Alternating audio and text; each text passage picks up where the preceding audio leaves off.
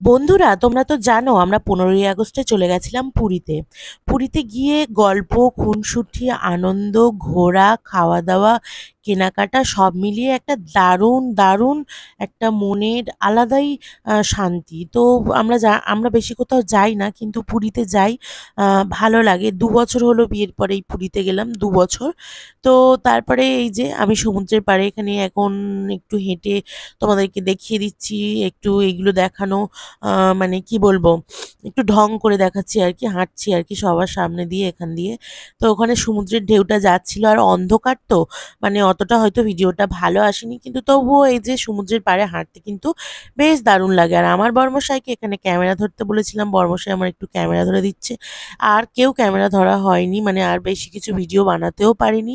তো এটা যাওয়ার সময় আমরা শালিমার থেকে ট্রেনে উঠেছিলাম। ট্রেনের মধ্যে তোমাদের দাদাভাই এখানে দেখো বসে আছে, আর ট্রেনটা ছিল পুরো ৩টে করে থাক। এবারে ভয় তো লাগছিল, মানে ৩টে থাক, মাঝখানে কি হবে। তো নিচের সিট হলে আমাদের একটু ভারী লোক ঠিক আছে, কিন্তু মাঝামাঝি বা তার উপরে অনেকটা ভারী আর কি। তো এরা তখন নিচে সব খাওয়া দাওয়া করছিল, আমরাও নিচে বসেছিলাম কখন সবাই উঠবে আমরাও বসবো শোবো। তো সেই কারণে তো রাত 11:30-12টা অবধি এরকমই বসেছিলাম, বসে বসে একটু কথা বলছিলাম, গল্প করছিলাম। তারপরে বেশ আনন্দেই কাটলো। আর তারপরে সমুদ্রের পাড়ে চলে গেছিলাম সন্ধ্যাবেলা। এখানে দেখুন অনেক রকমের মাছ আছে। এর মধ্যে আমি একটা মাছ খেয়েছিলাম, সেই মাছটা হলো ওই পার্শে মাছ।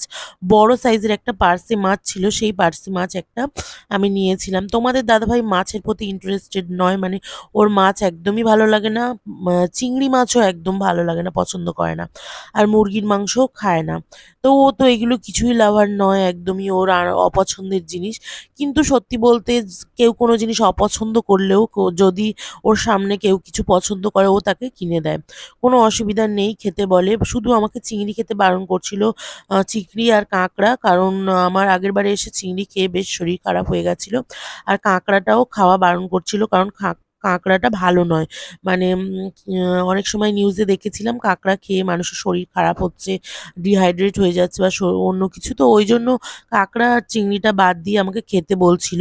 আর এখানে তোমাদের দাদাভাই বসে জল খাচ্ছিল, আর আমি এখানে এগুলো ভিডিও বানাচ্ছিলাম। এগুলো দেখতে কিন্তু দারুণ লাগে। তবে হ্যাঁ, সমুদ্রের পাড়ে যারাই এগুলো বসে খাও, কোনোটাই মানে হাইজেনিক নয়, সবই আনহাইজেনিক। কারণ এই যে ধুলো, বালি, কাদা, সমস্ত কিছু উড়ে এর মধ্যে পড়ছিল।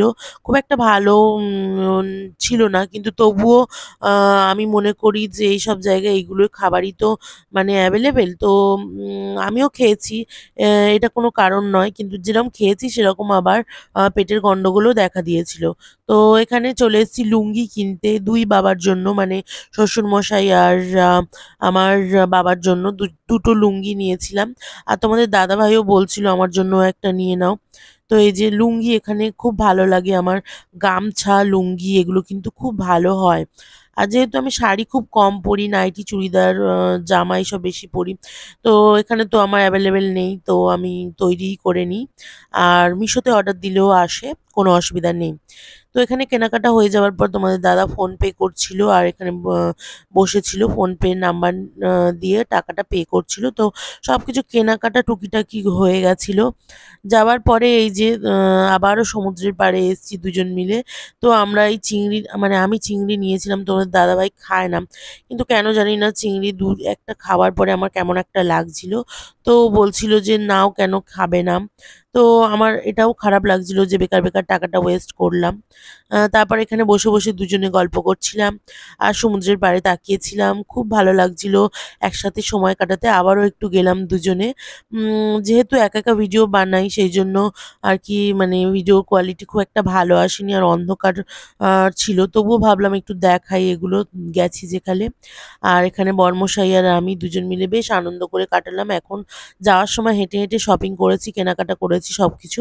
আর আসার সময় একটা টোটো করে ভাবলাম হোটেল অবধি আসি, কারণ হোটেলটা অনেকটা দূর, জানো তো, অনেকটা মানে আম কি হয়েছে এবারে জানি না, অনেকটা দূর হোটেলটা সমুদ্র থেকে, বেশ অসুবিধা হচ্ছিল। তো আজকের আমার মিনি ব্লগটা কেমন লাগলো জানিও। টাটা।